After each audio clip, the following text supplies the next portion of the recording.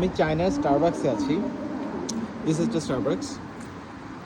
Starbucks আমার কাছে normally খুব একটা ভালো লাগে নাই অন্যান্য দেশেও, লাইক কফি কোয়ালিটি এবং সব কিছু চিন্তা করলে আমার কাছে বেশ ওভাররেটেড মনে হয়েছে for many reasons. Coffee beans aroma থেকে শুরু করে সবগুলো যদি আমরা চিন্তা করি, ব্ল্যাক কফির জন্য স্টারবাক্স আমার কাছে মনে হয়েছে আসলে সুইটেবল না। যদি any kind of like cappuccino or latte এটার জন্য যদি, অথবা রিচ কোনো ফ্লেভার যদি কিছু খেতে চায় কেউ with milk coffee, cold coffee and something fancy like something, তাহলে হচ্ছে basically I will prefer Starbucks. Other than that, premium র কফি স্প্রেসোর জন্য স্টারবাক্স আসলে নট বেটার। বাট এখানে একটা মজার ব্যাপার হচ্ছে, আমি নর্মাল রেগুলার স্টারবাক্সে আসলে এগুলো কখনো দেখি নাই। এখানে প্রচুর গিফট আইটেম, সোভেনিয়ার আছে। সো একটা ইন্টারেস্টিং ব্যাপার খেয়াল করলাম, সেটা হচ্ছে নর্মালি আমরা যখন কোনো একটা দেশের কোনো একটা চেইনে যাই, রেস্টুরেন্ট চেইনে যাই, তখন জিনিসটা একরকম থাকে। আবার যদি বাইরের কোনো ফ্র্যাঞ্চাইজি যখন আনে, তখন আসলে ডিফারেন্ট কিছু ভাইব আসলে থাকে। যেমন এখানে প্রচুর গিফট আইটেম থেকে শুরু করে অনেক কিছু ইন্টারেস্টিং প্রোডাক্ট আছে, যেগুলো রেগুলার স্টারবাক্স আমি ইন জেনারেলি দেখি নাই দেশের বাইরের স্টারবাক্সগুলোতে। বাট এখানে দেখা যাচ্ছে জাস্ট বিকজ ওই যে এটা যে বাইরের একটা চেইন, এই ভাইবটা ধরে রাখার জন্য এবং একটা এক্সাইটমেন্ট ক্রিয়েট করার জন্য আসলে এই জিনিসটা ওরা করে। আর আমি তবে মেনু আসলে খুবই কম। লাইক আমি এখানে অনেক কিছু আসলে গিফট আইটেমগুলো খুবই ইন্টারেস্টিং। সো মেনু অ্যাকচুয়ালি খুবই কম।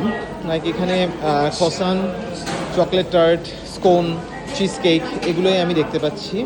আর বেশিরভাগই আসলে স্যান্ডউইচ, ওগুলো প্রিমেড স্যান্ডউইচ টাইপের something, tuna, egg, pork. So tuna sandwich আমি ট্রাই করলাম না। বেগেলটা ট্রাই করার ইচ্ছা ছিল, বাট আমার মাথায় ফ্রেঞ্চ রেস্টুরেন্টটা ঘুরতেছিল আর কি। সো এনিওয়ে, আমি বেসিক্যালি অর্ডার করছি cheese cake, classic new York style cheese cake and Americano. So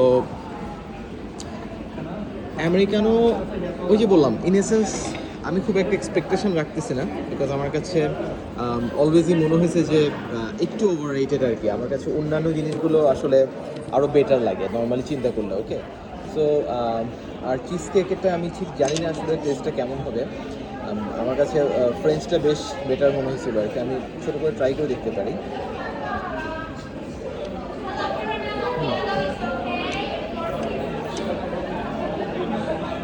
গতকাল রাতে আমি ফ্রেঞ্চ বেকারিতে যেই চিজ কেকটা ট্রাই করছিলাম, ওটার পরে আমি ভাবছিলাম যে আমি একটা ভিডিও বানাবো এটাই মেনশন করে, যে লাইক আমার কাছে মনে হচ্ছিলো আমাদেরকে চিজ কেক নিয়ে আসলে ধোকা দেওয়া হচ্ছে। ফ্রেঞ্চ রেসিপির বা ফ্রেঞ্চ কুজিনের যে চিজ কেকটা, ওটা লাইক একটা প্লম, মানে সফট স্পঞ্জি একটা টেস্ট আসে।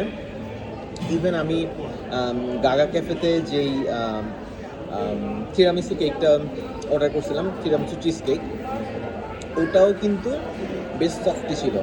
সো টিপিক্যাল আমেরিকান বা নিউ ইয়র্কের স্টাইলের যে চিজ কেকগুলো, ওটা আসলে সামহাও যেটা করে,